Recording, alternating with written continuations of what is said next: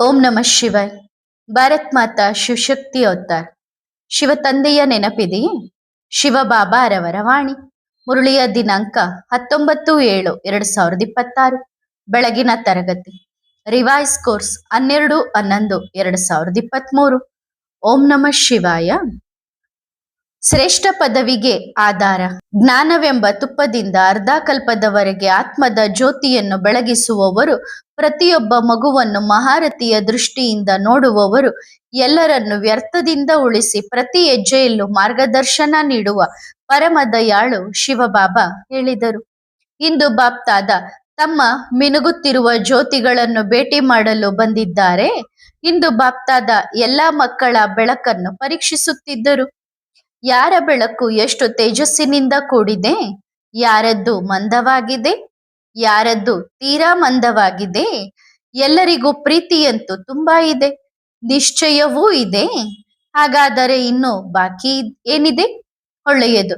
ಪ್ರೀತಿ ಮತ್ತು ನಿಶ್ಚಯವು ತಮ್ಮ ತಮ್ಮ ತಿಳುವಳಿಕೆಗನುಸಾರವಾಗಿದೆ. ತಂದೆಯ ತಿಳುವಳಿಕೆಯ ಪ್ರಕಾರ ಪ್ರೀತಿ ಮತ್ತು ನಿಶ್ಚಯದಲ್ಲಿ ಬಹಳ ಕೊರತೆ ಇದೆ.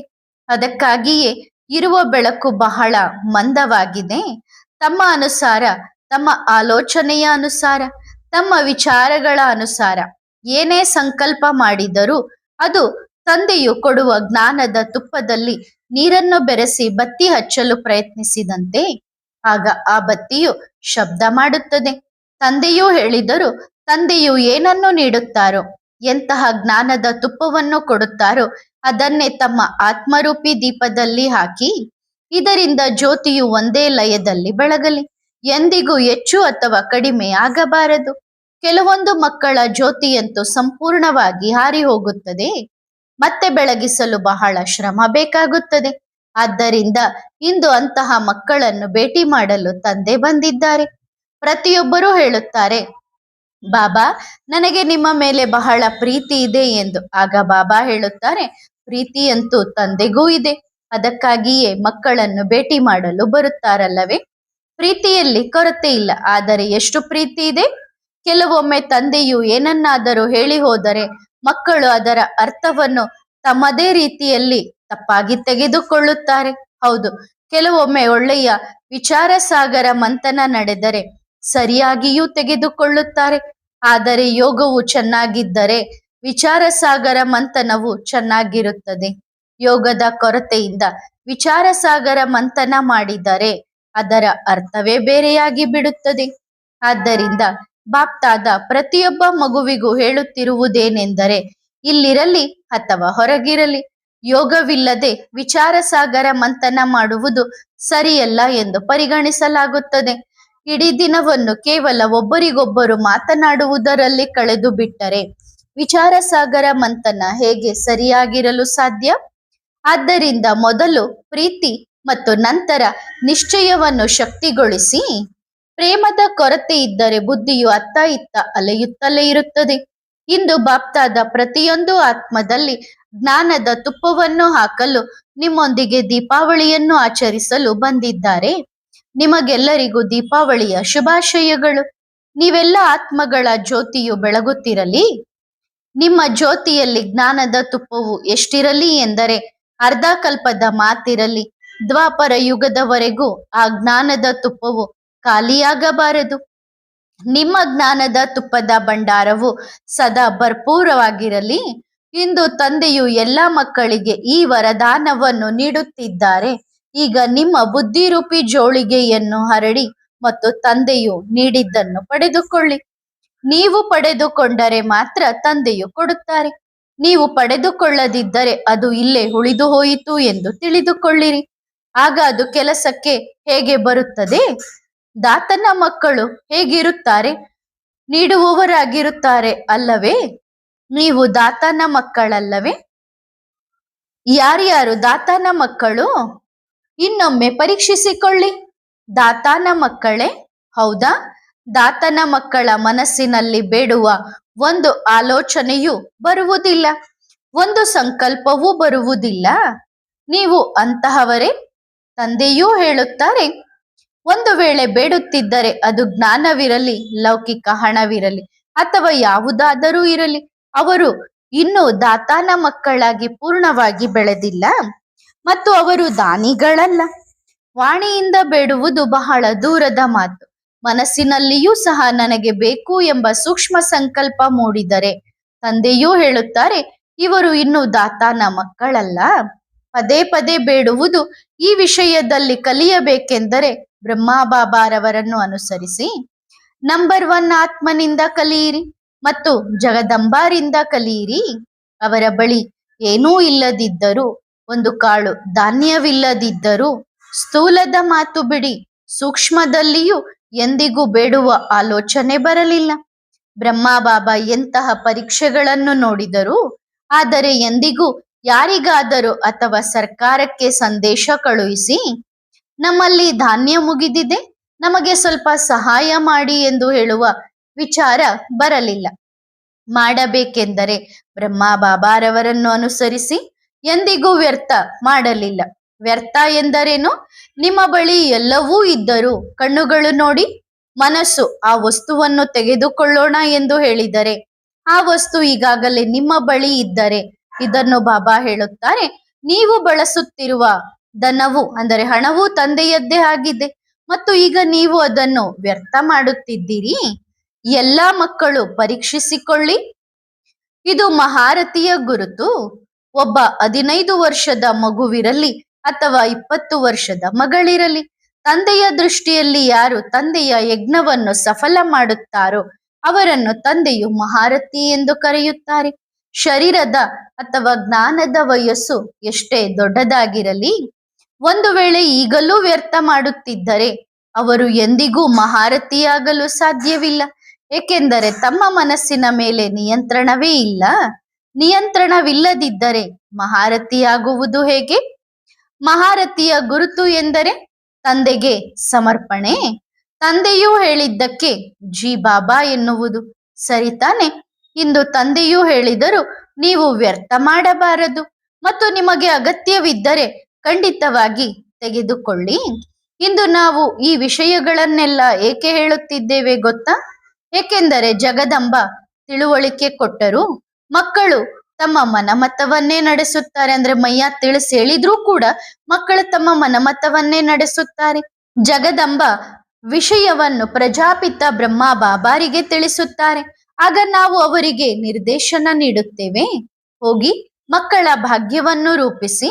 ಒಂದು ವೇಳೆ ವರ್ತಮಾನ ಸಮಯದಲ್ಲಿ ಅವರಿಗೆ ನಿರ್ದೇಶನ ಸಿಗದಿದ್ದರೆ ಅವರ ಪದವಿಯು ಬಹಳ ಕೆಳಮಟ್ಟಕ್ಕೆ ಹೋಗುತ್ತದೆ. ಜಗದಂಬೆ ಕೂಡ ಪ್ರಯತ್ನಿಸಿದರು, ಬ್ರಹ್ಮ ಬಾಬಾ ಕೂಡ ಪ್ರಯತ್ನಿಸಿದರು. ಈಗ ಬ್ರಹ್ಮ ಬಾಬಾ ವಿಷಯವನ್ನು ಮುಂದೆ ತಂದರು. ಬಾಬಾ, ನಾವು ಬಹಳ ತಿಳುವಳಿಕೆ ನೀಡುತ್ತೇವೆ, ಆದರೆ ಮಕ್ಕಳು ಇದ್ದಂತೆಯೇ ಇದ್ದಾರೆ. ಈ ವಿಷಯದಲ್ಲಿ ಸ್ವಲ್ಪವೂ ಬದಲಾಗುತ್ತಿಲ್ಲ ಎಂದು. ಈಗ ನಮ್ಮ ನಂತರ ವಿಷಯವನ್ನು ಮುಂದೆ ಕೊಂಡೊಯ್ಯಲು ಯಾರೂ ಇಲ್ಲ. ಈಗ ಇವು ಬಹಳ ಸಣ್ಣ ವಿಷಯಗಳು. ಆದರೆ ಆಶ್ಚರ್ಯದ ಸಂಗತಿ ಎಂದರೆ ಈ ಸಣ್ಣ ಸಣ್ಣ ವಿಷಯಗಳನ್ನು ತಂದೆಯೇ ಕುಳಿತು ವಿವರಿಸಬೇಕಾಗಿದೆ. ಇದಕ್ಕೆ ಜ್ಞಾನದೊಂದಿಗೆ ಯಾವುದೇ ಸಂಬಂಧವಿಲ್ಲ. ಇದು ಸೇವೆಯಾಗಿದೆ.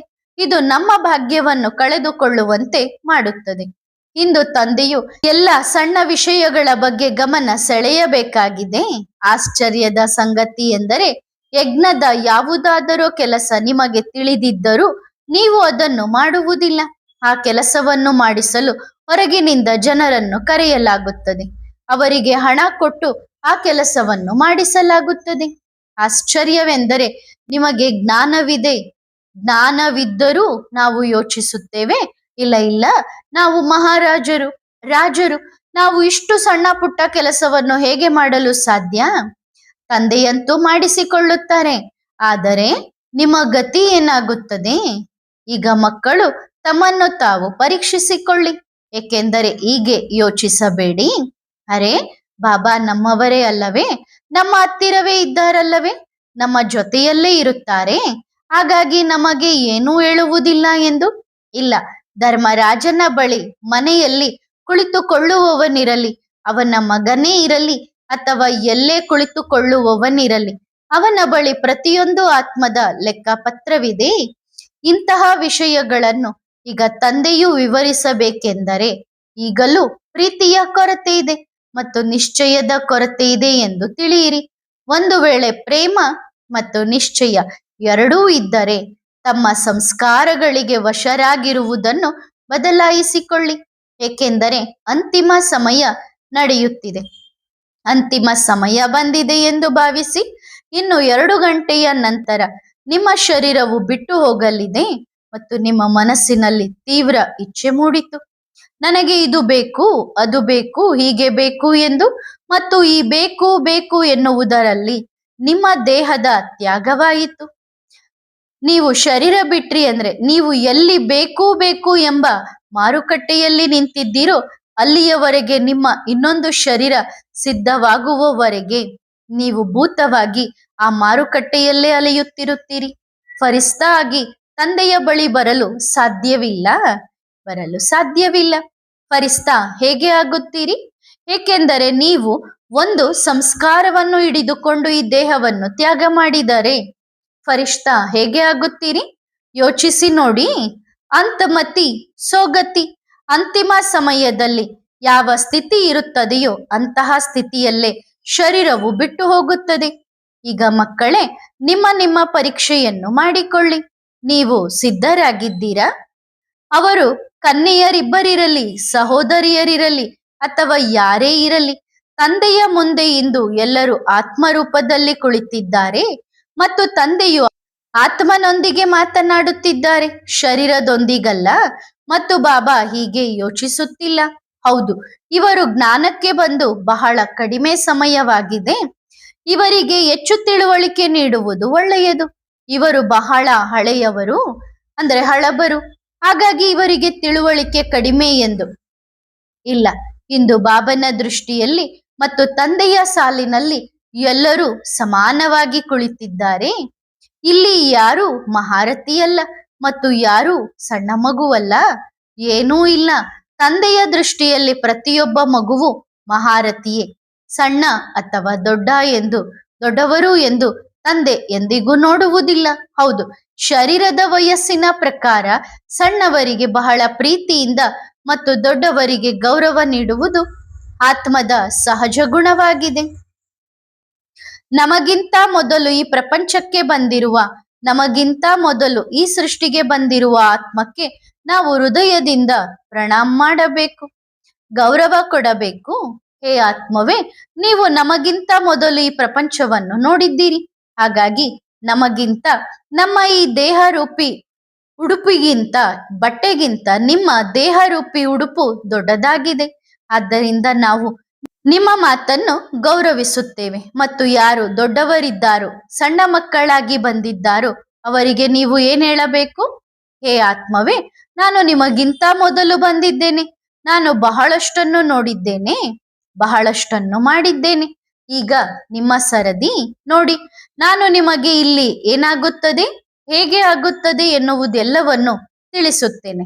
ಹಾಗಾಗಿ ಈ ಸೃಷ್ಟಿಗೆ ನಾನು ನಿಮ್ಮನ್ನು ಸ್ವಾಗತಿಸುತ್ತೇನೆ. ಈ ಪ್ರಪಂಚವು ಬಹಳ ಸುಂದರವಾಗಿದೆ, ಏಕೆಂದರೆ ಇದು ಬಾಬಾ ನಿರ್ಮಿಸಿದ ಪ್ರಪಂಚವಾಗಿದೆ. ಆದ್ದರಿಂದ ನೀವು ಕೂಡ ಬಾಬಾರನ್ನು ಬಹಳ ಪ್ರೀತಿಯಿಂದ ನೆನಪು ಮಾಡಬೇಕು. ನೀವು ನಿಮ್ಮ ಮಗುವನ್ನು ಹೇಗೆ ಪ್ರೀತಿಸುತ್ತೀರೋ ಹಾಗೆ. ಆದ್ದರಿಂದ ಪ್ರತಿಯೊಂದು ಆತ್ಮದ ಬಗ್ಗೆ ನೀವು ಈ ಗೌರವದ ಭಾವನೆಯನ್ನು ಹೊಂದಿರಬೇಕು. ನೋಡಿ, ನೀವು ಪರಮಧಾಮದಿಂದ ಈಗ ತಾನೇ ಬಂದಿದ್ದೀರಲ್ಲವೇ? ನೀವು ಎಷ್ಟು ಒಳ್ಳೆಯವರು. ಒಳ್ಳೆಯದು, ನೀವು ನಿಮ್ಮ ಇಂದಿನ ಜನ್ಮದ ಲೆಕ್ಕಪತ್ರವನ್ನು ಪೂರ್ಣಗೊಳಿಸಿ ಬಂದಿದ್ದೀರಿ. ಹಾಗಾಗಿ ನೀವು ಎಷ್ಟು ಮಹಾನ್. ಇದು ಪ್ರೇಮದ ಸಂಬಂಧವಾಗಿದೆ. ನಾನು ದೊಡ್ಡವನು, ನೀವು ಸಣ್ಣವರು, ನಾನು ಸಣ್ಣವಳು, ನೀವು ದೊಡ್ಡವರು ಎಂಬ ಭಾವನೆಯಿಂದ ಮೇಲೆ ಬಂದು ಆತ್ಮವನ್ನು ನೋಡಬೇಕು. ನಾವು ಒಬ್ಬ ತಂದೆಯ ಮಕ್ಕಳೇ ಆಗಿದ್ದೇವೆ, ಒಂದೇ ಕುಟುಂಬದವರಾಗಿದ್ದೇವೆ. ನಮಗೆ ಒಬ್ಬರೇ ತಂದೆ ಮತ್ತು ಒಂದೇ ಧರ್ಮ. ಈ ಶರೀರ, ಈ ಮನಸ್ಸು ನಾವು ಎಂದಿಗೂ ಮಾಡಬಾರದು ಎಂದುಕೊಂಡಿದ್ದನ್ನು ನಮ್ಮಿಂದ ಮಾಡಿಸುತ್ತದೆ. ಅಂದ್ರೆ ನಾವಿಂಥದ್ದು ಮಾಡಬಾರ್ದು ಅಂದುಕೊಂಡಿದ್ದೆ ಮನಸ್ಸು ನಮ್ಮಿಂದ ಮಾಡಿಸ್ತದೆ. ಆದ್ದರಿಂದ ಇಂದು ತಂದೆಯೂ ಹೇಳಿದ್ದನ್ನು ಪ್ರತಿಯೊಬ್ಬ ಮಗುವು ಗಮನದಲ್ಲಿಟ್ಟುಕೊಳ್ಳಿ. ಒಂದು ವೇಳೆ ನೀವು ವ್ಯರ್ಥ ಸಂಕಲ್ಪ ಮಾಡಿದರೂ ಅದರ ಪಾಪದ ಹೊರೆಯು ತಂದೆಯ ಮೇಲಾಗಲಿ ಅಥವಾ ತಾಯಿಯ ಮೇಲಾಗಲಿ ಅಥವಾ ಬ್ರಹ್ಮ ಬಾಬಾರವರ ಮೇಲಾಗಲಿ ಬರುವುದಿಲ್ಲ. ಅದಕ್ಕೆ ಸ್ವತಃ ನೀವೇ ಜವಾಬ್ದಾರರಾಗುತ್ತೀರಿ. ಮಮ್ಮ ಬಾಬಾರವರ ಮೇಲೆ ಹೇಗೆ ಬರುತ್ತದೆ? ಯಾವಾಗ ಅವರು ನಿಮಗೆ ತಿಳುವಳಿಕೆ ನೀಡಿರುವುದಿಲ್ಲವೋ ಆಗ ಅವರ ಮೇಲೆ ಬರುತ್ತದೆ. ಒಂದು ವೇಳೆ ಪ್ರೇಮವಿದ್ದರೆ ಇದು ಬಹಳ ಸಣ್ಣ ಸಂಸ್ಕಾರವಾಗಿದೆ. ಕೇವಲ ಇದನ್ನು ಬದಲಾಯಿಸಿಕೊಂಡರೆ ತಂದೆಯ ನೆನಪು ಕೂಡ ಬಹಳ ಶಕ್ತಿಯುತವಾದ ರೀತಿಯಲ್ಲಿ ಬರುತ್ತದೆ ಮತ್ತು ಬಾಬಾ ಕುಳಿತು ನಿಮ್ಮೊಂದಿಗೆ ಮಾತನಾಡುತ್ತಾರೆ. ನಿಮಗೆ ಹೇಳುತ್ತಾರೆ, ನೀವು ಹೀಗೆ ಮಾಡಿ, ಹೀಗೆ ಮಾಡಬೇಡಿ, ನೀವು ಇದನ್ನು ಮಾಡಿ, ಇದನ್ನು ಮಾಡಬೇಡಿ, ನೀವು ಹೀಗೆ ಮಾಡಬೇಕು, ಹೀಗೆ ಮಾಡಬಾರದು ಎಂದು. ಬುದ್ಧಿಯಲ್ಲಿ ತಂದೆಯ ನೆನಪಿದ್ದರೆ ತಂದೆಯೂ ನೀಡುತ್ತಾರಲ್ಲವೇ? ನಿಮ್ಮ ಮನಸ್ಸಿನಲ್ಲಿ ಕೇವಲ ಆ ವ್ಯರ್ಥ ವಿಷಯಗಳೇ ನಡೆಯುತ್ತಿದ್ದರೆ ಬಾಬನಿಗೆ ಸ್ಥಾನ ಎಲ್ಲಿ ಸಿಕ್ಕಿತು ಹೇಳಿ? ಬಾಬನಿಗೆ ಸ್ಥಾನ ಕೊಡಿ, ಆಗ ಬಾಬಾ ನಿಮಗೆ ಪ್ರತಿ ಹೆಜ್ಜೆಯಲ್ಲೂ ಮಾರ್ಗದರ್ಶನ ಕೊಡುತ್ತಾರೆ. ಒಳ್ಳೆಯದು ಮಕ್ಕಳೇ. ಇಂದು ಯಾರ ದಿನ? ನೀವು ದೀಪರಾಜ ಮತ್ತು ನಾವು ದೀಪರಾಣಿಯರ ದಿನ. ದೀಪರಾಜ ಮತ್ತು ದೀಪರಾಣಿಯರ ದಿನ. ಹಾಗಾದರೆ ದೀಪರಾಣಿಯರು ದೀಪರಾಜನಿಂದ ಸಂತೋಷವಾಗಿದ್ದಾರೆಯೇ ಅಥವಾ ಇಲ್ಲವೇ? ಸಂತೋಷವಾಗಿದ್ದೀರಾ? ಎಲ್ಲಾ ರಾಣಿಯರು ಸಂತೋಷವಾಗಿದ್ದೀರಾ? ರಾಣಿ ಸಂತೋಷವಾಗಿದ್ದೀಯಾ? ನಿನ್ನನ್ನು ನೀನು ರಾಣಿ ಎಂದು ತಿಳಿದುಕೊಂಡಿದ್ದೀಯಾ? ರಾಣಿಯೇ ಅಥವಾ ದೇಹದ ಅಭಿಮಾನವಿದೆಯೇ? ಇಲ್ಲ ತಾನೆ. ನಾನು ಪುರುಷ ಎಂದು, ರಾಣಿ ಎಂದು ತಿಳಿದುಕೊಂಡಿದ್ದೀರಾ? ಇಂದು ರಾಣಿಯ ಅನುಭವ ಪಡೆದುಕೊಳ್ಳಿ. ನಾನು ರಾಣಿ ಎಂದು ಅನುಭವಿಸಿ. ಆಗುತ್ತಿಲ್ಲ ಅಲ್ಲವೇ? ಯಾರಿಗೆ ಆಗುತ್ತಿಲ್ಲವೋ ಅವರು ಬಹಳ ಕಠಿಣವಾದ ದೇಹದ ಅಭಿಮಾನದಲ್ಲಿದ್ದಾರೆ ಎಂದು ತಿಳಿಯಿರಿ. ಒಳ್ಳೆಯದು. ಇಲ್ಲಿಯಂತೂ ಎಲ್ಲರಿಗೂ ನಾನು ರಾಣಿ ಎಂಬ ಅನುಭವವಾಗುತ್ತಿದೆ. ಎಲ್ಲರಿಗೂ ಆಗುತ್ತಿದೆಯೇ? ಆಗುತ್ತಿದೆ. ಇಲ್ಲಿ ಆಗುತ್ತಿಲ್ಲ. ಒಳ್ಳೆಯದು. ನಿಮ್ಮದಿದೆಯೇ? ಒಂದು ವೇಳೆ ಕೈ ಎತ್ತಲು ಹೇಳಿದರೆ ಬಹುತೇಕ ಜನರು ಎತ್ತುತ್ತಾರೆ. ನೋಡಿ, ಆ ರಾಣಿ ಕುಳಿತಿದ್ದಾಳೆ, ಕ್ರಿಯೆಯು ರಾಣಿಯಂತೆಯೇ ಮಾಡುತ್ತಿದ್ದಾಳೆ. ಬಹಳ ಒಳ್ಳೆಯದು. ನಾನು ದೀಪರಾಜನ ರಾಣಿ ಎಂದು ಅನುಭವ ಮಾಡಲು ಸಾಧ್ಯವಾಗುತ್ತಿಲ್ಲ. ರಾಣಿಯಾಗಿದ್ದೀರಾ? ಇಂದು ಅನುಭವ ಮಾಡಿಸದೆ ಬಾಬಾ ಹೋಗುವುದಿಲ್ಲ. ಅನುಭವಿಸಿದ್ದೀರಾ? ರಾಣಿಯಾಗಿದ್ದೀರಾ? ನಾನು ರಾಣಿ, ಹೀಗೆ ಆಗಿದ್ದೀರಾ? ಈ ಅನುಭವ ಏನಿದೆ ನೋಡಿ, ದೀಪರಾಜ ನಿಮ್ಮ ಮುಂದಿದ್ದಾರೆ. ದೇಹದ ಅಭಿಮಾನ ಬಿಟ್ಟು ಬಿಡಿ. ಮೊದಲು ದೇಹದ ಬಾಣ ಬಿಡಿ. ಮೊದಲು ದೇಹದ ಬಾಣವನ್ನು ತ್ಯಾಗ ಮಾಡಿ. ಇದು ಶರೀರವಲ್ಲ. ನೀವು ರಾಣಿ ಎಂದು ಯೋಚಿಸಿ. ನೀವು ದೀಪರಾಜನ ರಾಣಿ. ಇದು ಶರೀರದ, ಇದು ಪುರುಷನ ಉಡುಪು. ಇದನ್ನು ತ್ಯಾಗ ಮಾಡಿ ನೋಡಿ, ಅನುಭವಿಸಿ. ನಾನು ಒಂದು ಆತ್ಮ, ಒಂದು ಸಣ್ಣ ಮಿನುಗುವ ನಕ್ಷತ್ರ. ನನ್ನ ಮುಂದೆ ದೀಪರಾಜ ಕುಳಿತಿದ್ದಾರೆ. ನಾನು ಒಂದು ಮಣಿ. ಆ ವಿಷಯವನ್ನು ಅನುಭವಿಸಿ. ದೇಹದ ಅಭಿಮಾನವನ್ನು ಪಕ್ಕಕ್ಕಿಡಿ. ತಂದೆಯು ಮೊದಲೇ ಹೇಳಿದ್ದಾರೆ, ಯಾರು ಲಕ್ಷ್ಮಿ ಮತ್ತು ನಾರಾಯಣನ ಪುರುಷಾರ್ಥ ಮಾಡುತ್ತಾರೋ ಅವರು ಶ್ರೇಷ್ಠ ಪದವಿಯನ್ನು ಪಡೆಯಲು ಸಾಧ್ಯವಿಲ್ಲ. ಮತ್ತು ಯಾರು ಆತ್ಮನಾಗುವ ಪುರುಷಾರ್ಥ ಮಾಡುತ್ತಾರೋ ಅಂತಹ ಮಕ್ಕಳಿಗೆ ಶ್ರೇಷ್ಠ ಪದವಿ ಸಿಗುತ್ತದೆ. ನೀವು ನಾನು ಇದು ಎಂದು ತಿಳಿದುಕೊಂಡರೆ ಮತ್ತು ನಾನು ನಾರಾಯಣನೇ ಆಗುತ್ತೇನೆ ಎನ್ನುವುದು ಪುರುಷಾರ್ಥವಲ್ಲ. ಅಕ್ಕಂದಿರು, ನಾನು ಲಕ್ಷ್ಮಿಯೇ ಆಗುತ್ತೇನೆ ಎಂದು ಯೋಚಿಸುವುದು ಇದು ಪುರುಷಾರ್ಥವಲ್ಲ.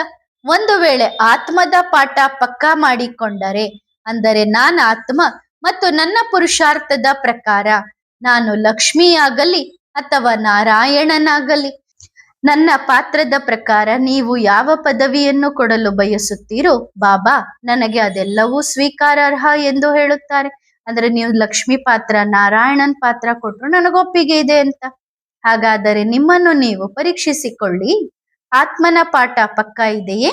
ಇದೆಯೇ? ನಮಗಂತೂ ಪಕ್ಕಾ ಇದೆ. ಏಕೆಂದರೆ ಪುರುಷರಾಗಲಿ ಅಥವಾ ಸ್ತ್ರೀಯಾಗಲಿ ನಮ್ಮ ಮೇಲೆ ಪುರುಷ ಅಥವಾ ಸ್ತ್ರೀ ಸಂಸ್ಕಾರಗಳು ಯಾವುದೇ ಪ್ರಭಾವ ಬೀರುವುದಿಲ್ಲ. ಆತ್ಮನ ಪಾಠ ಪಕ್ಕಾ. ಈಗ ನೀವು ಹೇಳುತ್ತೀರಿ, ಬಾಬಾ ನೀವು ಜನ್ಮ ತೆಗೆದುಕೊಳ್ಳುವುದಿಲ್ಲವಲ್ಲ, ಹಾಗಾಗಿ ನಿಮಗೆ ಶರೀರದ ಅಭ್ಯಾಸ ಮಾಡುವ ಅಗತ್ಯವಿರುವುದಿಲ್ಲ ಎಂದು. ತೆಗೆದುಕೊಳ್ಳುವುದಿಲ್ಲ. ಆದರೆ ನಾವು ಶರೀರ ತೆಗೆದುಕೊಳ್ಳದಿದ್ದರೂ ನಿಮ್ಮನ್ನು ಅಷ್ಟು ಪ್ರೀತಿಸುತ್ತೇವೆ ಎಂದರೆ ನಿಮಗಾಗಿ ನಾವು ಶರೀರವನ್ನು ತೆಗೆದುಕೊಳ್ಳುತ್ತೇವೆ. ಜನ್ಮ ತೆಗೆದುಕೊಳ್ಳದಿದ್ದರೂ ಶರೀರವನ್ನಂತೂ ತೆಗೆದುಕೊಳ್ಳುತ್ತೇವಲ್ಲವೇ? ಹಾಗಾಗಿ ತಂದೆಗೂ ನೀವು ಹೇಳಿದಿರಿ ಬಂದು ನೋಡಿ ಈ ಪ್ರಪಂಚದಲ್ಲಿ ಎಂದು. ಆಗ ತಂದೆ ಹೇಳಿದರು, ಸರಿ ತಾನೆ, ಈ ಪ್ರಪಂಚದ ಸ್ವಲ್ಪ ಅನುಭವವನ್ನೇಕೆ ಪಡೆಯಬಾರದು ಎಂದು. ಹಾಗಾಗಿ ತಂದೆಯು 2 ತನುಗಳನ್ನು ತೆಗೆದುಕೊಂಡರು, ಸ್ತ್ರೀ ಮತ್ತು ಪುರುಷ ಎರಡನ್ನೂ ತೆಗೆದುಕೊಂಡರು, ಅನುಭವಿಸಿದರಲ್ಲವೇ. ಒಳ್ಳೆಯದು ಮಕ್ಕಳೇ. ಅಂತಹ ದೀಪರಾಣಿಯರಿಗೆ ದೀಪರಾಜ ಬಾಪ್ದಾದಾರವರ ಅತ್ಯಂತ ಮಧುರ ನೆನಪು, ಪ್ರೀತಿ ಮತ್ತು ಮಹಾಲಕ್ಷ್ಮಿಯ ಕಡೆಯಿಂದ ಹಾಗೂ ತಂದೆಯ ಕಡೆಯಿಂದ ಗುಡ್ ಮಾರ್ನಿಂಗ್. ಮಹಾಲಕ್ಷ್ಮಿ ಯಾರು ಎಂದು ಗೊತ್ತಿದೆಯೇ? ಇಂದು ಮಹಾಲಕ್ಷ್ಮಿ ಚೈತನ್ಯದಲ್ಲಿ ನಿಮ್ಮ ಮುಂದೆ ಕುಳಿತಿದ್ದಾರೆ. ಇದು ನಿಶ್ಚಯವಿದೆಯೇ ಅಥವಾ ಆಗಾಗ್ಗೆ ಸ್ವಲ್ಪ ಸಂಶಯ ಬರುತ್ತದೆಯೇ? ಅನೇಕ ಮಕ್ಕಳು ಹೇಳುತ್ತಾರೆ, ಈಗ ಮಮ್ಮ ಪುರುಷಾರ್ಥಿಯಲ್ಲವೇ, ಅದಕ್ಕಾಗಿ ಅವರು ಸಾಧಾರಣವಾಗಿಯೇ ಇರುತ್ತಾರೆ ಎಂದು. ಅವರು ಸಾಧಾರಣವಾಗಿದ್ದಾರೆ, ಪುರುಷಾರ್ಥಿಯೂ ಆಗಿದ್ದಾರೆ. ಆದರೆ ಯಾವ ಆತ್ಮವಿದೆಯೋ ಅದು ಬದಲಾಗಲು ಸಾಧ್ಯವಿಲ್ಲವಲ್ಲ. ಆತ್ಮವು ಅದೇ ಆಗಿದೆ. ನೀವು ಸಾಧಾರಣವಾಗಿ ನೋಡಿದರೂ ಆತ್ಮವು ಅದೇ ಅಲ್ಲವೇ? ಪುರುಷಾರ್ಥಿಯಾಗಿದ್ದಾರೆ. ಆದರೆ ಇವರು ಸಂಪೂರ್ಣರಾಗಲು ಸಮಯ ಬೇಕಿಲ್ಲ. ನೀವೆಲ್ಲರೂ ಮೊದಲು ನಿಮ್ಮ ಮನಸ್ಸು ಬುದ್ಧಿಯಲ್ಲಿ ಈ ವಿಷಯವನ್ನು ಹಾಕಿಕೊಳ್ಳಿ. ಒಂದು ವೇಳೆ ಆತ್ಮವು ಎಲ್ಲಾದರೂ ಸಿಲುಕಿಕೊಂಡಿದ್ದರೆ ಅದು ಮಾಡಬೇಕಾದ ಮುಖ್ಯ ಕೆಲಸವನ್ನು, ಅಂದರೆ ಇಲ್ಲಿಗೆ ತಲುಪುವುದನ್ನು ಮಾಡಬೇಕು ಅಷ್ಟೇ. ಆ ಕೆಲಸಕ್ಕಾಗಿ ಅದು ಅತ್ತ ಇತ್ತ ಎಲ್ಲಾದರೂ ಗೊಂದಲದಲ್ಲಿದೆ ಎಂದು ಹೇಳಿ ಅಥವಾ ಹೇಗೆ ಬೇಕಾದರೂ ಹೇಳಿ, ಆದರೆ ಅದರ ಕರ್ತವ್ಯ ಮತ್ತು ಆ ಸಮಯಕ್ಕೆ ಸರಿಯಾಗಿಯೇ ಪೂರ್ಣಗೊಳ್ಳುತ್ತದೆ. ಇಷ್ಟಂತೂ ನಿಮ್ಮ ಜೊತೆಯಲ್ಲಿದೆ ಅಲ್ಲವೇ? ಈಗ ಅದು ನಿಮ್ಮ ದೃಷ್ಟಿಯಾಗಿದೆ. ನೀವು ಮಹಾಲಕ್ಷ್ಮಿಯನ್ನು ನೋಡುತ್ತೀರೋ ಅಥವಾ ಸಾಧಾರಣ ಪುರುಷಾರ್ಥಿಯನ್ನು ನೋಡುತ್ತೀರೋ, ಅದು ನಿಮ್ಮ ದೃಷ್ಟಿಯಾಗಿದೆ. ಇವರು ಮಹಾಲಕ್ಷ್ಮಿ ಹೇಳುತ್ತಾರಲ್ಲವೇ, ನೀವು ನಿಮ್ಮ ತಾಯಿ ತಂದೆಯಿಂದ ಹುಟ್ಟಿದಾಗ ನೀವು ಯಾರ ಮಕ್ಕಳು ಎಂದು ನಿಮ್ಮ ತಾಯಿ ಹೇಳುತ್ತಾರಲ್ಲವೇ? ನಿಮ್ಮ ತಂದೆ ಹೇಳುತ್ತಾರೆ, ನೀವು ನನ್ನ ಮಗು ಎಂದು. ಹೀಗೆ ತಾನೆ? ಮಗುವಿಗೆ ಪರಿಚಯ ನೀಡುವವರು ಯಾರು? ಮಗುವಿಗೆ ತನ್ನ ತಂದೆ ಯಾರು ಎಂದು ತಿಳಿದಿರುವುದಿಲ್ಲ. ಮಗುವಿಗೂ ತನ್ನ ತಾಯಿ ಯಾರು ಎಂದು ತಿಳಿದಿರುವುದಿಲ್ಲ. ಆದರೆ ತಂದೆ ಮತ್ತು ತಾಯಿಗೆ ಗೊತ್ತಿರುತ್ತದೆ, ಇದು ನನ್ನ ಮಗು ಎಂದು. ಅದಕ್ಕಾಗಿಯೇ ತಂದೆಗೆ ಗೊತ್ತಿದೆ ಇವರು ಮಹಾಲಕ್ಷ್ಮಿ ಎಂದು, ಮತ್ತು ಇವರಿಗೂ ಗೊತ್ತಿದೆ ಇವರು ಮಹಾಲಕ್ಷ್ಮಿ ಎಂದು. ನಿಮಗೂ ಗೊತ್ತಿದೆ ಇವರು ಮಹಾಲಕ್ಷ್ಮಿ ಎಂದು. ಇಂದು ಇಡೀ ಭಾರತ ವರ್ಷದಲ್ಲಿ, ಅಂದ್ರೆ ಭಾರತದಾದ್ಯಂತ ಎಲ್ಲರೂ ಯಾರ ಪೂಜೆ ಮಾಡುತ್ತಾರೆ? ಮಹಾಲಕ್ಷ್ಮಿಯ ಪೂಜೆ ಮಾಡುತ್ತಿದ್ದಾರೆ. ಆದರೆ ಜಡದಲ್ಲಿ ಮಾಡುತ್ತಾರೆ. ಆಶ್ಚರ್ಯದ ಸಂಗತಿ ಎಂದರೆ ಈ ಇಡೀ ಭಾರತದಲ್ಲಿ ಈ ಸಣ್ಣ ಮನೆ ಮತ್ತು ಈ ಸಣ್ಣ ಮನೆಯಲ್ಲಿ ಈ ಚೈತನ್ಯ ಮಹಾಲಕ್ಷ್ಮಿ ಕುಳಿತಿದ್ದಾರೆ. ಆಶ್ಚರ್ಯದ ಸಂಗತಿ ಅಲ್ಲವೇ? ಮತ್ತು ಈ ಕಣ್ಣುಗಳಿಂದ ನೋಡುವ ನೀವು ಮಹಾನ್ ಅದೃಷ್ಟಶಾಲಿಗಳು. ಏಕೆಂದರೆ ಈ ಕಣ್ಣುಗಳಿಂದ ನೀವು ಮಹಾಲಕ್ಷ್ಮಿಯನ್ನು, ಈ ಆತ್ಮವನ್ನು ಈ ಸಾಧಾರಣ ಉಡುಪಿನಲ್ಲಿ ನೋಡುತ್ತಿದ್ದೀರಿ. ಇದು ಆಶ್ಚರ್ಯದ ಸಂಗತಿ ಅಲ್ಲವೇ? ಆಶ್ಚರ್ಯದ ಸಂಗತಿ. ಎಂದಿಗೂ ಮಹಾಲಕ್ಷ್ಮಿಯ ಶಬ್ದಗಳು, ಮಾತುಗಳು, ನಡವಳಿಕೆ, ವ್ಯವಹಾರದ ಮೇಲೆ ಹೋಗಬೇಡಿ. ಇದು ಸಂಗಮ ಯುಗದಲ್ಲಿ ಪ್ರತಿಯೊಂದು ಆತ್ಮದ ಪಾತ್ರದ ಪರಿವರ್ತನೆಯಾಗಿದೆ. ಪ್ರತಿಯೊಂದು ಆತ್ಮವು ಈ ಸಂಗಮ ಯುಗದಲ್ಲಿ ಸಂಪೂರ್ಣತೆಯ ಕಡೆಗೆ ಪ್ರಯಾಣಿಸುತ್ತದೆ. ಆದರೆ ಅಷ್ಟೇ, ತಂದೆಯಿಂದ ಹೊರಟ ಮೊದಲ ಕಿರಣವು ನಿಮ್ಮ ಮೇಲೆ ಬಂದು ಬಿದ್ದ ಆ ಆತ್ಮವನ್ನು ನೋಡಿ. ನಿಮ್ಮ ಜೊತೆಯಲ್ಲಿದೆ, ನಿಮ್ಮ ಹತ್ತಿರದಲ್ಲಿದೆ. ಮತ್ತು ಹೀಗಲ್ಲ, ಬಾಬಾ ಅನೇಕ ಕಡೆ ಮಿಲನ ಮಾಡಲು ಹೋಗುತ್ತಾರೆ ಎಂದು ನಿಮಗೆ ಅನಿಸುತ್ತದೆ, ಹೌದಲ್ಲವೇ? ಹೌದು, ಅನಿಸುತ್ತದೆ. ಆದರೆ ಯಾರ ಹೆಜ್ಜೆಗಳನ್ನು ಇಟ್ಟುಕೊಂಡು ಹೋಗುತ್ತಾರೆ? ಮಹಾಲಕ್ಷ್ಮಿಯ ಹೆಜ್ಜೆಗಳನ್ನಿಟ್ಟುಕೊಂಡು ಹೋಗುತ್ತಾರೆ. ಏಕೆ? ಯಾವುದೇ ರಾಜ್ಯದ ಮಕ್ಕಳು ನಮ್ಮ ಮನೆ ಬಾಗಿಲಿಗೆ ಮಹಾಲಕ್ಷ್ಮಿ ಬರಲೇ ಇಲ್ಲ ಎಂದು ಹೇಳಬಾರದು ಎಂದು. ಹಾಗಾಗಿ ಈ ಬ್ರಾಹ್ಮಣ ತಾಯಿ ತಂದೆ ಇಬ್ಬರು ಸಂಚರಿಸುತ್ತಿದ್ದಾರೆ, ಮಾತಾಪಿತ ಇಬ್ಬರು ನಡೆಯುತ್ತಿದ್ದಾರೆ. ಅದಕ್ಕಾಗಿಯೇ ಈ ಇಡೀ ಭಾರತದಾದ್ಯಂತ ಈ ಎಲ್ಲಾ ಯಾತ್ರೆ ಏಕೆ? ಈ ಚಕ್ಕರ ಏಕೆ? ಏಕೆಂದರೆ ಯಾರೂ ಕೂಡ ನಮ್ಮ ರಾಜ್ಯಕ್ಕೆ ಬರಲಿಲ್ಲ, ನಮ್ಮ ಸ್ಥಾನಕ್ಕೆ ಮಹಾಲಕ್ಷ್ಮಿ ಬರಲಿಲ್ಲ ಎಂದು ಹೇಳಬಾರದು ಎಂದು. ಆಶ್ಚರ್ಯದ ಸಂಗತಿ ಎಂದರೆ ನಡೆದಾಡುವ ದೇವತೆಗಳು ಬಂದಾಗ ಯಾರೂ ನಂಬುವುದಿಲ್ಲ. ಆದರೆ ಜಡಮೂರ್ತಿಗಳ ಮೇಲೆ ಏನೇನೋ ಮಾಡುವುದಿಲ್ಲ, ಎಷ್ಟು ಪೂಜೆ ಮಾಡುತ್ತಾರಲ್ಲವೇ? ಮತ್ತು ಒಳ್ಳೆಯದು. ಅವರು ಹೋದಾಗ ಅವರ ಪೂಜೆ ಮಾಡುತ್ತಾರೆ, ಆಗ ಅವರ ಕಣ್ಣು ತೆರೆಯುತ್ತದೆ. ಒಳ್ಳೆಯದು. ಈ ಮಹಾಲಕ್ಷ್ಮಿ ನಮ್ಮ ಹತ್ತಿರವೇ ಇದ್ದರೂ ನಾವು ಎಷ್ಟು ಮೂರ್ಖರಾಗಿದ್ದೆವು, ನಾವು ಇವರನ್ನು ಗುರುತಿಸಲೇ ಇಲ್ಲ ಎಂದು. ಹಾಗಾದರೆ ನಿಮ್ಮ ಹತ್ತಿರ ಮಹಾಲಕ್ಷ್ಮಿ ಯಾವುದರಲ್ಲಿ ಬಂದಿದ್ದಾರೆ? ಚೈತನ್ಯದಲ್ಲಿ ಬಂದಿದ್ದಾರೆ. ಈ ವಿಷಯವನ್ನು ಯಾವಾಗಲೂ ಬುದ್ಧಿಯಲ್ಲಿಟ್ಟುಕೊಳ್ಳಿ. ಮಹಾಲಕ್ಷ್ಮಿ ಎಂದರೆ ಮಹಾದಾನಿ. ತಂದೆಯ ನಂತರ ಮಹಾದಾನಿಗಳಲ್ಲಿ ಯಾರ ಹೆಸರು ಬರುತ್ತದೆ? ಮಹಾಲಕ್ಷ್ಮಿಯ ಹೆಸರು ಬರುತ್ತದೆ. ಹಾಗಾಗಿ ಅನೇಕ ಮಕ್ಕಳು ಹೇಳುತ್ತಾರೆ, ಬಾಬಾ ಇದು ನನ್ನ ವಸ್ತು, ನನ್ನ ಪದಾರ್ಥ ಎಂದು. ಬಾಬಾ ಹೇಳಿದರಲ್ಲವೇ, ಇದು ನಿಮ್ಮ ತಪ್ಪು ತಿಳುವಳಿಕೆ. ಇದು ಮಹಾಲಕ್ಷ್ಮಿಯದ್ದಾಗಿತ್ತು, ಆದರೆ ಅವಳು ನಿಮಗೆ ನೀಡಿದ್ದಾಳೆ. ಅದು ಈಗ ನಿಮ್ಮದಾಗಿತ್ತು. ಆದರೆ ಅವರು ಸಮಯದ ಬಗ್ಗೆ ಬಹಳ ವಿಶೇಷ ಗಮನ ಹರಿಸುತ್ತಾರೆ. ಅಂದ್ರೆ ಮಹಾಲಕ್ಷ್ಮಿ ಸಮಯದ ಕಡೆಗೆ ಬಹಳ ಗಮನ ಹರಿಸುತ್ತಾರೆ. ಸಮಯ ಮುಗಿಯಿತು, ಆ ವಸ್ತು ತಾನಾಗಿಯೇ ತನ್ನಷ್ಟಕ್ಕೆ ತಾನೇ ಬರುತ್ತದೆ. ಹೇಗೆ? ನೀವು ಯಾರ ಬಳಿಯಾದರೂ ಏನಾದರೂ ಸಾಮಾನು ಇಟ್ಟರೆ ನೀವು ಹೇಳಿದ್ದೀರಿ, ನಾನು ಇದನ್ನು 2 ವರ್ಷಗಳ ಕಾಲ ನಿಮ್ಮ ಹತ್ತಿರ ಇಡುತ್ತಿದ್ದೇನೆ ಎಂದು, ಅಥವಾ 10 ವರ್ಷಗಳ ಕಾಲ ಇಡುತ್ತಿದ್ದೇನೆ ಎಂದು, ಸರಿ ತಾನೆ? ಮತ್ತು ಅದರ ನಂತರವೂ ನೀವು ಇಟ್ಟಿದ್ದೀರಿ, ಅದರ ಮೇಲೆ ನಿಮ್ಮದಾಗಿಸಿಕೊಂಡಿದ್ದೀರಿ. ಆದರೆ ಈಗ ಅದನ್ನು ಮರಳಿ ನೀಡುವ ಸಮಯ ಬಂದಿದೆ. ಹಾಗಾಗಿ ಇದು ಮಹಾಲಕ್ಷ್ಮಿ. ಅಂದ್ರೆ ನಮ್ಮ ಹತ್ರ ಏನೆಲ್ಲ ವಸ್ತುಗಳಿದೆ ಅದನ್ನ ಕಾಪಾಡ್ಲಿಕ್ಕೆ ಕೊಟ್ಟಂತದ್ದದು. ಆದ್ರೆ ನಾವ್ ಅದನ್ನ ನಮ್ದು ಅಂತ ಅನ್ಕೊಂಡ್ ಕುತ್ಕೊಂಡಿದ್ದೀವಿ. ಆದ್ರೆ ಈಗ ವಾಪಸ್ ಮಹಾಲಕ್ಷ್ಮಿಗೆ ಕೊಡುವ ಸಮಯ ಬಂದಿದೆ. ಏಕೆಂದರೆ ಮರಳಿ ನೀಡದಿದ್ದರೆ ತಂದೆಯಂತೂ ಕುಳಿತಿದ್ದಾರಲ್ಲವೇ, ಬಾಬಾ ಎಂದಿಗೂ ಕಸಿದುಕೊಳ್ಳುವುದಿಲ್ಲ. ಡ್ರಾಮವೇ ಹಾಗೆ ನಿರ್ಮಿತವಾಗಿದೆ. ಒಳ್ಳೆಯದು ಮಕ್ಕಳೇ, ಮತ್ತೆ ಸಿಗೋಣವೇ? ಜಿ ಬಾಬಾ, ಇಂದು ಹೇಳಿದ್ದನ್ನು ಪೂರ್ಣಗೊಳಿಸುತ್ತೀರಾ? ಜಿ ಬಾಬಾ, ಹಾಗಾದರೆ ಮುಂದಿನ ಬಾರಿ ಸಿಗೋಣ. ಮಕ್ಕಳೇ, ನೀವು ಹೇಳುತ್ತೀರಿ ಪ್ರೀತಿಯಲ್ಲಿ ಬಹಳ ಶಕ್ತಿ ಇದೆ, ಪ್ರೀತಿಯ ಶಕ್ತಿಯನ್ನು ಯಾರೂ ಸೋಲಿಸಲು ಸಾಧ್ಯವಿಲ್ಲ ಎಂದು. ಎಷ್ಟೇ ಎಡರು ತೊಡರುಗಳು ಬಂದರೂ, ಏನೇ ಮಾಡಬೇಕಾದರೂ ಪ್ರೇಮವು ಅಂತಹ ಶಕ್ತಿಯಾಗಿದೆ, ಹೀಗೆ ಹೇಳುತ್ತಾರಲ್ಲವೇ? ಹಾಗಾದರೆ ನಿಮಗೆ ತಂದೆಯ ಮೇಲೆ ಪ್ರೀತಿ ಇದೆಯೇ? ಹಾಗಾದರೆ ಪ್ರೀತಿಯಲ್ಲಿ ನಾವು ನಮ್ಮ ಸಣ್ಣ ಪುಟ್ಟ ಸಂಸ್ಕಾರಗಳನ್ನು ಬದಲಾಯಿಸಿಕೊಳ್ಳಲು ಸಾಧ್ಯವಿಲ್ಲವೇ? ನಾವು ಮಹಾರಾಜರಾಗುವ ಗುರಿಯನ್ನು ಹೊಂದಿದ್ದೇವೆಯೇ? ಆದರೆ ನಾವು ಒಂದು ಸಣ್ಣ ಸಂಸ್ಕಾರಕ್ಕೆ ವಶರಾಗಿದ್ದೇವೆಯೇ? ಒಂದು ಮೋಹಕ್ಕೆ ವಶರಾಗಿದ್ದೇವೆ, ಅಥವಾ ಒಂದು ನಮ್ಮ ಅಭ್ಯಾಸಕ್ಕೆ ವಶರಾಗಿದ್ದೇವೆಯೇ? ಇಷ್ಟು ದೊಡ್ಡ ಮಹಾರಾಜರಾಗುವವರಿದ್ದ ಮೇಲೆ ಒಂದು ಸಣ್ಣ ವಿಷಯವನ್ನು ಬದಲಾಯಿಸಿಕೊಳ್ಳಲು ಸಾಧ್ಯವಿಲ್ಲವೇ? ಒಳ್ಳೆಯದು, ನೀವು ಬದಲಾಯಿಸಿಕೊಂಡು ನೋಡಿ. ತಂದೆಯು ಜವಾಬ್ದಾರಿ ತೆಗೆದುಕೊಳ್ಳುತ್ತಾರೆ. ಯಾವುದೇ ಮಗು ಹಸಿವಿನಿಂದ ಸಾಯುವುದಿಲ್ಲ. ಅಂತ್ಯದವರೆಗೆ, ಈ ಸೃಷ್ಟಿಯಲ್ಲಿ ಈ ಧಾನ್ಯವಿರುವವರೆಗೆ ಮತ್ತು ಅದರ ನಂತರ ನಿಮಗೆ ಬೇರೆ ಊಟವನ್ನು ಉಣಿಸುತ್ತಾರೆ. ಇದು ತಂದೆಯ ಭರವಸೆ. ಆದರೆ ನೀವು ನಿಮ್ಮ ಭರವಸೆಯನ್ನು ಉಳಿಸಿಕೊಳ್ಳಿ, ನೀವು ಬದಲಾಯಿಸಿಕೊಂಡು ನೋಡಿ. ಪ್ರೀತಿಯು ಅಂತಹ ಹಸಿ ದಾರವಲ್ಲವಲ್ಲ. ಪ್ರೀತಿಯ ಪ್ರಪಂಚವು ಬರುತ್ತಿದೆ. ಎಲ್ಲಿ ನಿಸ್ವಾರ್ಥ ಪ್ರೇಮವಿರುತ್ತದೆಯೋ ಅಲ್ಲಿ ನಾವು ಯಾರೊಂದಿಗಾದರೂ ಮಾತನಾಡಿದರೂ ಅಥವಾ ಯಾರಿಗಾದರೂ ಸಹಕಾರ ನೀಡಿದರೂ ಯೋಚಿಸುತ್ತೇವೆ, ಇದರಿಂದ ಏನಾದರೂ ಸಿಗುತ್ತದೆಯೇ?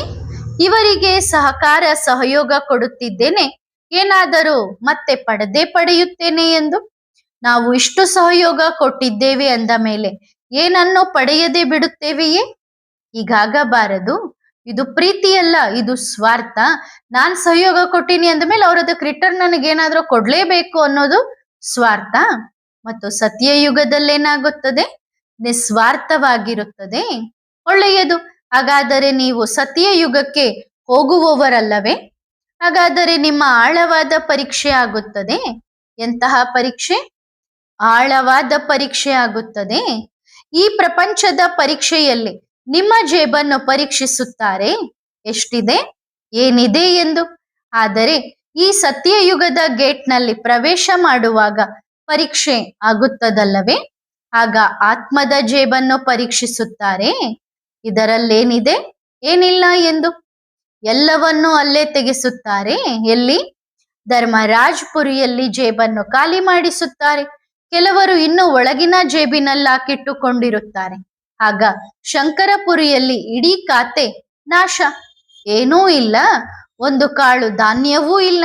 ಆಗ ಜೇಬು ಅಲ್ಲಿ ಖಾಲಿಯಾಗುತ್ತದೆ. ಹಾಗಾದರೆ ಎಲ್ಲಾ ಮಾಲನ್ನು ತುಂಬಿಕೊಂಡು ಹೋಗುವುದರಿಂದ ಏನು ಪ್ರಯೋಜನ? ಅದನ್ನು ಖಾಲಿ ಮಾಡಲೇಬೇಕಾದಾಗ ತುಂಬಿಕೊಳ್ಳುವುದೇನು ಪ್ರಯೋಜನ? ಏನೂ ಪ್ರಯೋಜನವಿಲ್ಲ. ಏಕೆಂದರೆ ಎಲ್ಲಾ ಜೇಬು ಇಲ್ಲೇ ಖಾಲಿಯಾಗುತ್ತದೆ. ನೀವು ಹುಟ್ಟಿದಾಗ ಜೇಬನ್ನು ತಂದಿದ್ದೀರಾ? ಪ್ರಪಂಚಕ್ಕೆ ಬಂದಾಗ ಎಲ್ಲಾದರೂ ಜೇಬು ಇತ್ತೆ? ಒಳ್ಳೆಯದು. ಈಗ ಮತ್ತೆ ಹೋಗುವಾಗ ನಿಮ್ಮ ಎಲ್ಲಾ ಜೇಬನ್ನು ಖಾಲಿ ಮಾಡಲಾಗುತ್ತದೆ.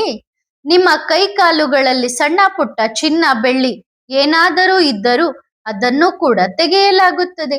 ನಿಮ್ಮ ಜೇಬಿನಲ್ಲಿ ಒಂದೆರಡು ನಾಣ್ಯಗಳಿದ್ದರೂ ಅದನ್ನು ಕೂಡ ಖಾಲಿ ಮಾಡಲಾಗುತ್ತದೆ. ಹೋಗುವಾಗ ಜೇಬಿರುತ್ತದೆಯೇ?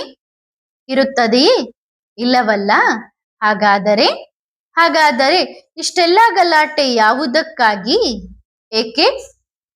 ಒಳ್ಳೆಯದು ಮಕ್ಕಳೇ, ಮತ್ತೆ ಸಿಗೋಣ. ಆತ್ಮಿಕ ಮಕ್ಕಳು ಆತ್ಮಿಕ ಮಾತ್ಪಿತಾ ಬಾಪ್ ದಾದಾರವರಿಗೆ ಮಾಡುವ ನೆನಪು, ಪ್ರೀತಿ ಮತ್ತು ನಮಸ್ತೆ. ಧನ್ಯವಾದ ಬಾಬಾ, ಶುಕ್ರಿಯ. ವರದಾನ: ಪುಣ್ಯಾತ್ಮ ಭವ. ನೀವು ಮಕ್ಕಳು ಸ್ವಮಾನಧಾರಿ ಪುಣ್ಯಾತ್ಮರಾಗಿದ್ದೀರಾ. ಪುಣ್ಯಾತ್ಮನ ಕೆಲಸವೇನು? ಬಿದ್ದವರನ್ನು ಮೇಲೆತ್ತುವುದು, ಸಹಯೋಗಿಯನ್ನಾಗಿ ಮಾಡುವುದು. ಹೊರತು ಏಕೆ ಬಿದ್ದನು? ಬೀಳಲೇಬೇಕು. ಕರ್ಮದ ಫಲ ಅನುಭವಿಸುತ್ತಿದ್ದಾನೆ, ಮಾಡಿದ್ದಾನೆ, ಉಣ್ಣುತ್ತಾನೆ. ಇದು ಸ್ವಮಾನಧಾರಿ ಪುಣ್ಯಾತ್ಮನ ಸಂಕಲ್ಪದಲ್ಲಿಯೂ ಯಾರ ಬಗ್ಗೆಯೂ ಇಂತಹ ಸಂಕಲ್ಪ ಅಥವಾ ಮಾತು ಹೊರಬರಲು ಸಾಧ್ಯವಿಲ್ಲ. ಅಂತಹ ಪುಣ್ಯಾತ್ಮರು ಪರವಶರಾದವರನ್ನು ಸ್ವತಂತ್ರರನ್ನಾಗಿ ಮಾಡುತ್ತಾರೆ. ಅಹಂಕಾರದ ಅಂಶವೂ ಇರುವುದಿಲ್ಲ. ಬಾಪ್ತಾದ ಪ್ರತಿಯೊಬ್ಬರನ್ನು ಅಂತಹ ಪುಣ್ಯಾತ್ಮನ ದೃಷ್ಟಿಯಿಂದ ನೋಡುತ್ತಾರೆ. ಒಳ್ಳೆಯದು. ಓಂ ನಮಃ ಶಿವಾಯ.